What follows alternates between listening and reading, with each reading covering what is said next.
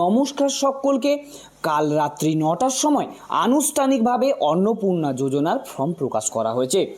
সে এক বিশাল পাহাড় সমান ফর্ম দেওয়া হয়েছে।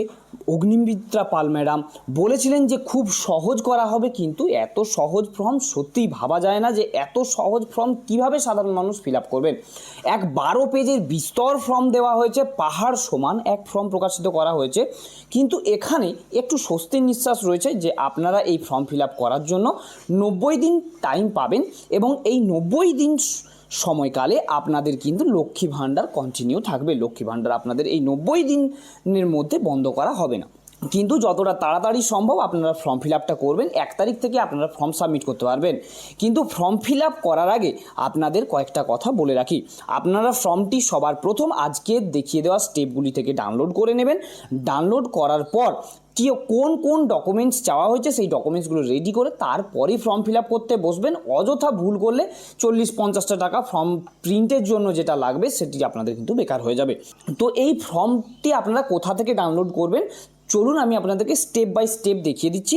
আর যদি আপনারা এত কিছু না জানা, ডেসক্রিপশনে টেলিগ্রাম চ্যানেলের লিঙ্ক দেওয়া থাকবে, সেখানে কিন্তু ফর্মটি দেওয়া আছে, আপনারা সেখান থেকে সহজেই ডাউনলোড করে নিতে পারেন।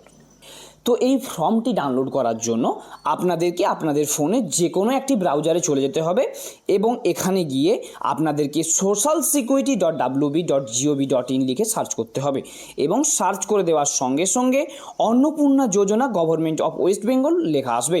এখানে ক্লিক করে দেওয়ার সঙ্গে সঙ্গে আপনাদের সামনে এই ধরনের একটি নতুন ইন্টারফেস ওপেন হবে।